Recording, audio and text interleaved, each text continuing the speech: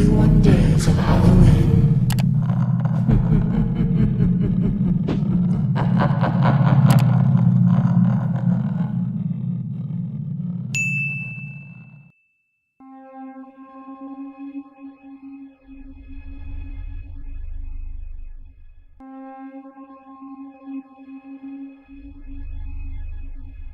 Twisted Sister.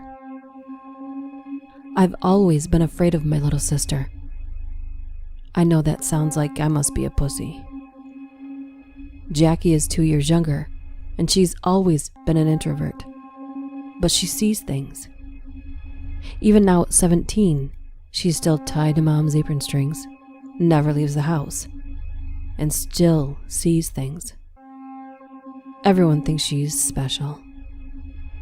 She's always told crazy stories, and when we were younger, she sometimes got me into trouble by telling our parents the most bizarre things about what she saw.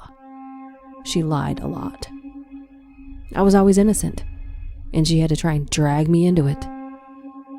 Dad told me one day that she told him about an evil spirit in her room. Jackie would come down for breakfast in the morning with scratches on her back and face. She'd murmur to herself, and we could hear things like, "Nasty demon." Mom was upset and took her to the doctors, who said that she was doing it to herself and was showing signs of schizophrenia. One time, Dad found bird beaks that were still dripping blood, scattered and left in strange places around the house. They were stuffed under cushions, inside coffee cups, and poking out of the air vents. He followed the trail of tiny feathers and drops of blood all the way back to Jackie's room. He went nuts that day. I remember hearing Mom and Dad fight over what to do about Jackie.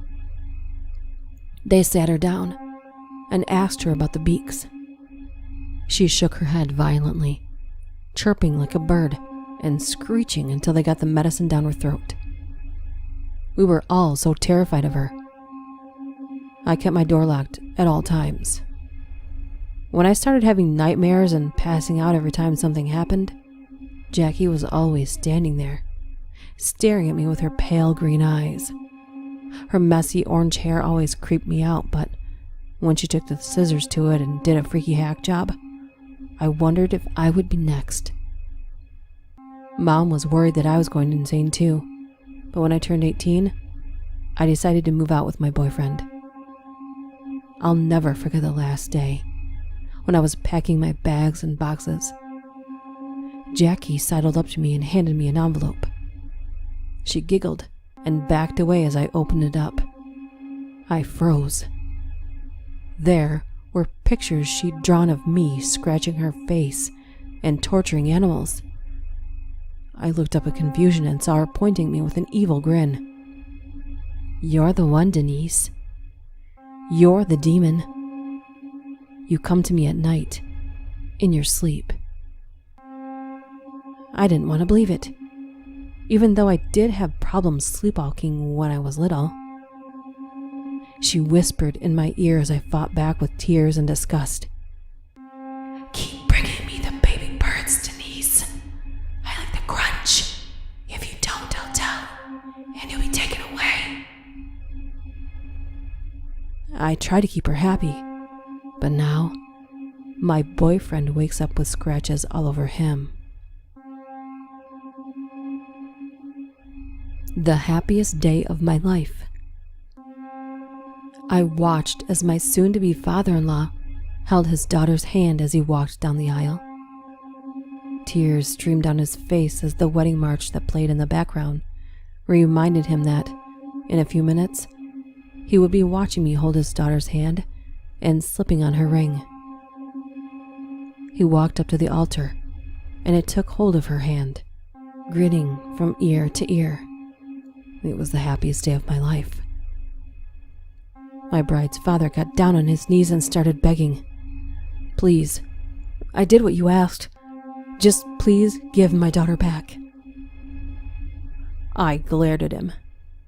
"Shut up and stop ruining the moment. If you sit back down and enjoy the ceremony, maybe I'll tell you where I've hidden the rest of her body."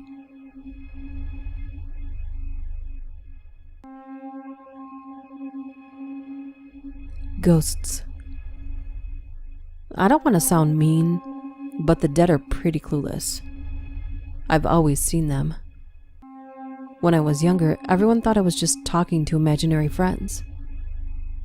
After a couple years, when I overheard my parents talk about calling a psychologist, I realized what I was talking to. See, ghosts don't tend to realize they're dead, and they don't look like they do in the movies. They look just like us. I'm pretty smart for a 13-year-old, so I started noticing certain patterns to tell them apart from the living.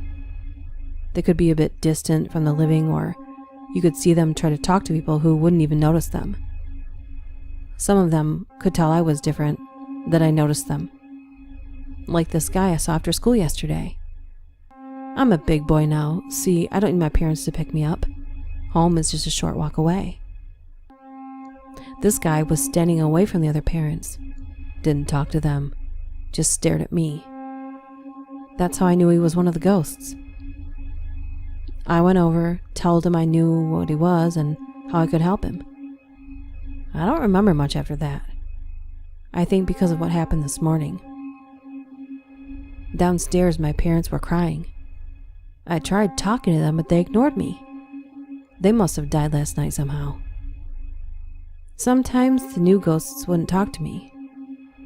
Some police officers and reporters just arrived. They won't talk to me either, just like my parents. That's weird. I've never seen so many ghosts together before. Why won't anyone talk to me?